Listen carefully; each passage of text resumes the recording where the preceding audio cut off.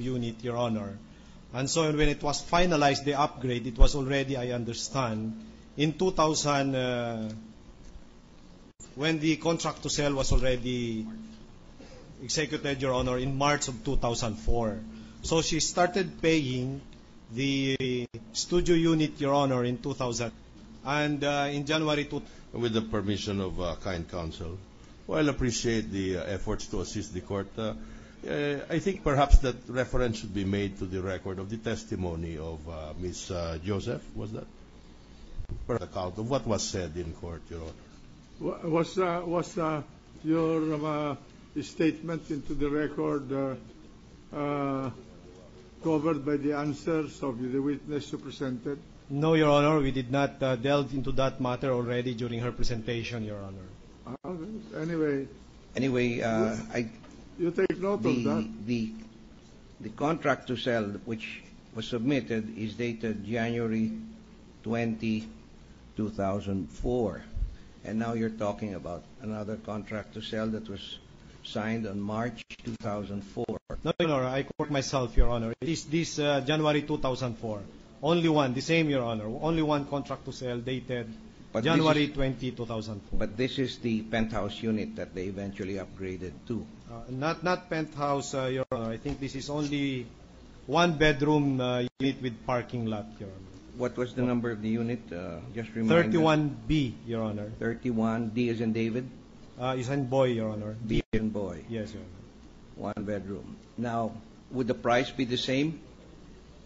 It was not, Your Honor. Per my interview with the witness before, there was the purchase price is not the same. I'm sorry, Your Honor.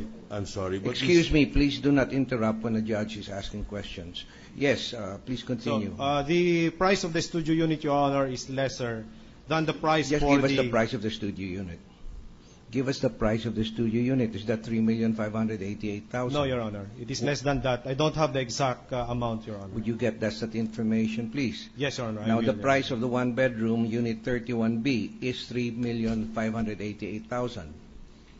Yes, Your Honor. We confirm that. But that seems to correspond exactly with Annex C. So, was the $3,588,000 fully paid when the contract to sell was signed? When the contract to sell was signed, it was not yet fully paid, Your Honor, because payments were subsequently made, and our official receipts that were testified to and marked into evidence would show that full payment was made only sometime in 2004, Your Honor. In 2004? March 2004, Your Honor. So the $3,588,931 pesos and 82 centavos was fully paid in 2004? Yes, Your Honor. And, well, it never appeared on the asset side of Justice Corona, the respondent. Yes, Your Honor. It never appeared for the payments of 2003. There was no entry as to the payments that were made, as well as to the payments that were made in 2004. In 2005, did the cash payment of $3.5 million appear? No, Your Honor. In a sal of 2006, did the 3.5 million pesos appear? Not also, Your Honor. In 2007, did the 3.5 million appear? No, Your Honor. In 2008, did the 3.5 million appear? No, Your Honor. In 2009? No, Your Honor. So it finally appeared in 2010? Yes, Your Honor.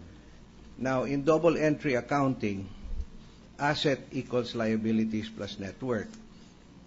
In fact, the Constitution is really based on the principles of double entry accounting. So therefore, if you take something out of your asset side, you have to replace it with another asset or with a liability. Yes. Now, in this particular case, how did the respondent book an asset in the amount of 3.5 million? Is there anywhere in his SAL that reflected that? Based on the evidence that we have presented, Your Honor, for the SAL-N for the years 2003 to 2009, there were no entries made by the respondent, Your Honor. And lo and behold, it appears in 2010. Yes, Your Honor. And our position is that, Your Honor, even under accounting rules, an entry should have been made when payments were made, and the entry should have been an investment in real property, or It may be even an other asset, Your Honor, but no entries were made during the Or years. if there was an objection or a question, maybe an accounts receivable from Ayala Land or Alveo Land. I agree, Your Honor. That is correct. Thank you very much, Thank you. Mr. President. All right, Counsel. Mr. President, I would like to thank counsel for his testimony. Anyway, yesterday, Mr. President, you mentioned... I'd like to object to that, Your Honor. Withdrawn, Your Honor, withdrawn. Avoid this. May we request that that be stricken out, Your Honor, from the record? I withdraw. My apologies, Your Honor. Strike it out. Thank you, Your Honor. That was a narration of the lawyer based on his recollection of the facts. I see now, Your Honor. Not under oath anyway. So. Mr. President, yesterday you asked me if this was to be treated as an asset.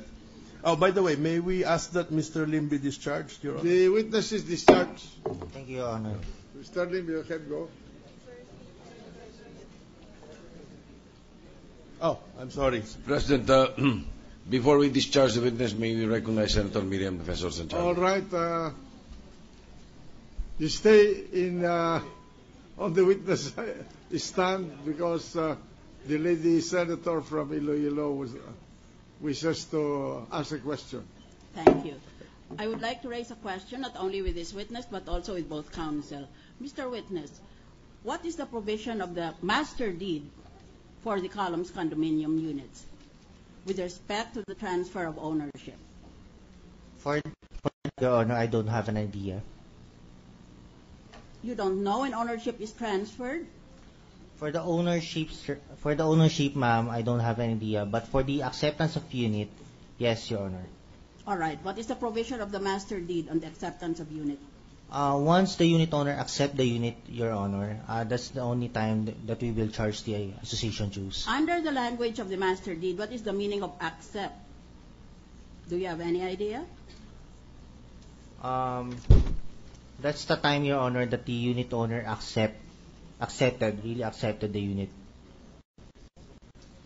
Think again. What do you mean by accept? He accepted verbally? He accepted physically? He accepted in writing? What is the meaning of accept?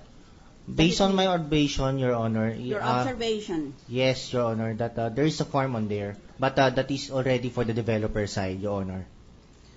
Obviously, you're not very familiar with the legal aspects of the transfer of ownership over the condominium unit. Yes, Your Honor. Yes. Now, our issue here is, when should the condominium unit in the columns have been declared in the SALN of the defendant? That is our issue here. To be able to answer that issue, we have to know, when did he become the owner? Now, there are two contending sides and they have different positions. According to the prosecution, the defendant became owner when the certificate of title was issued to him. At that point, apparently, your corporation took the position that the unit was deemed accepted. Is that the language you use? For the corporation, Your Honor, when I present the master release, it was stated that August 2009, Your Honor, that the unit accepted. Is deemed accepted when the transfer certificate of title is transferred to the buyer. Is that your practice there in your corporation? It was accepted, Your Honor. Accepted. Toto, there are so many methods of acceptance in law. So, what I'm saying is, under your master deed, apparently your corporation has laid down the rule that once the transfer certificate of title has been issued to the owner and accepted by him, then he's deemed to have accepted the condominium unit. You don't need to, that is not a question, but that is apparently the position of your corporation. But on the other hand, the position of the defense is that ownership was not transferred upon acceptance of the transfer certificate of title, but was transferred only when the buyer took full possession. So there are two contradictory views of when ownership was transferred, and therefore also two contradictory views on when the property should have been declared in the SALN. What year?